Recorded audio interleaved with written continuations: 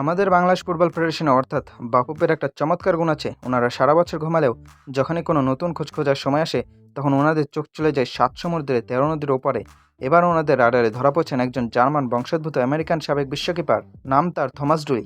কাগজে কলমে ওনার প্রোফাইল দেখলে আপনার মনে হবে চোখটা ছানাবড়া হয়ে যাচ্ছে। ওরে বাবারে বাবা, ফিলিপাইনকে নাকি ইতিহাসে প্রথমবারের মতো এশিয়ান কাপে তুলেছেন। র্যাঙ্কিংয়ের ১৩০ থেকে ১১২তে নিয়েছেন।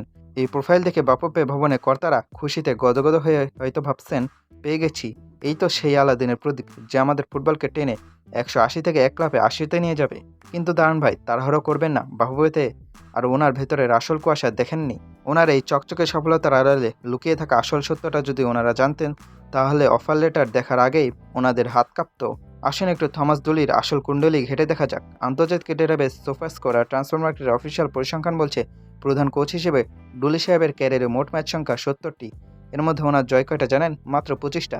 আর হার ১ বা ২টা না, পুরো ৩০টা ম্যাচে ওনার দল মাঠ ছেড়েছে মাথা নিচু করে। অর্থাৎ ওনার সামগ্রিক ক্যারিয়ারে জয়ের হার মাত্র ৩৫%। মানে প্রতি ৩ ম্যাচে ২টাতেই ওনার দল পয়েন্ট হারায়। বাহ, চমৎকার! আমাদের বাফুফে তো ঠিক এইরকমই একজন কোচের দরকার। বাংলাদেশ ফুটবলে অলরেডি যেভাবে হারতে হারতে হারের রেকর্ড গড়ে ফেলেছে, সেখানে ৩৫% জয়ের রেকর্ডধারী একজন কোচ আসলে ওনার সাথে বাফুফের দারুণ মিল হবে। বাফুফে বলবে, আমরাও হারি, আপনিও হারেন, আসেন ভাই ভাই মিলে এক কাপ চা খাই। ডুলি সাহেবের আরেকটা বড় গুণ হলো, তিনি তীরে এসে তরি ডুবাতে ওস্তাদ। ২০১৪ সালে ফিলিপাইনের দায়িত্ব নিয়ে দলটাকে নিয়ে গেলেন এফসি চ্যালেঞ্জ কাপের ফাইনালে।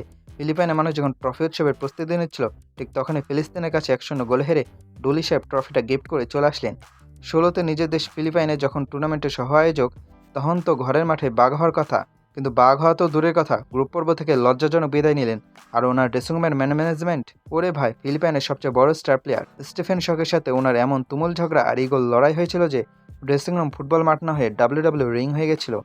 এখন একটু কল্পনা করুন, এই ডুলি সাহেব যদি আমাদের লাল সবুজের ড্রেসিং রুমে আসেন, যেখানে এমনিতে প্লেয়ারদের মধ্যে গ্রুপিং আর বাফুফের কর্তাদের নাক গলানো নিত্যদিনের ঘটনা, সেখানে ওনার এই শর্ট টেম্পার আর ইগোল লড়াই চললে কি হবে? ফুটবলাররা পায়ে বল নিয়ে দৌড়ানোর চেয়ে নিজেদের মধ্যে মারামারি করতে বেশি ব্যস্ত থাকবে। ২০২২ সালে ডুলি সাহেব যখন দ্বিতীয় দফায় ফিলিপাইনের দায়িত্ব নিলেন, তখন ফিলিস্তিনে ওনাকে একদম ৪-০ গোলে ধুয়ে দিয়ে বিদায় করেছিল। ভিয়েতনামের ক্লাব বা মালয়েশিয়ার পাহাং কোথাও ওনার সময়টা দীর্ঘ বা দুর্দান্ত ছিল না। ওনার ক্যারিয়ারে এই ধারাবাহিকতাহীনতা আর ব্যর্থতার গ্রাফ স্পষ্ট প্রমাণ করে ওনার মধ্যে কোনো ম্যাজিক নেই, ওনার স্ট্র্যাটেজি ব্যাকডেটেড। অথচ আমাদের বাফুফে অন্ধের মতো এই ফ্লপ প্রোফাইল পেছনেই ছুটছে।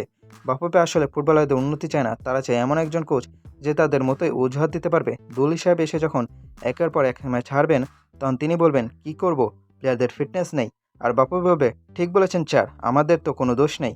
মান স্টকের মতো একজন হাই প্রোফাইল জার্মান কোচ যখন সারা বছর দেশ থেকে পাইপলাইন গড়া প্রস্তাব দেন, তখন বাফুফের ইগোতে লাগে। আর যখন থমাস ডুলির মতো ৩৫% উইন রেটের ব্যর্থতার রেকর্ডধারী কেউ সামনে আসে, তখন বাফুফের চোখ চকচক করে ওঠে। লিখে রাখুন, থমাস ডুলিকে যদি বাফুফে বাংলাদেশের হেড কোচ বানিয়ে আনে, তবে বাংলাদেশ ফুটবলের যেটুকু অবশিষ্ট আছে সেটুকুও শেষ হবে। ১৮০ এর র্যাঙ্কিং তখন অনায়াসে ২০০ পার হয়ে যাবে। ডুলির অধীনে দলে যে ধারাবাহিকহীনতা, তাতে করে সাফের দলগুলো বিপক্ষে আমাদের হারের লজ্জা পেতে হবে।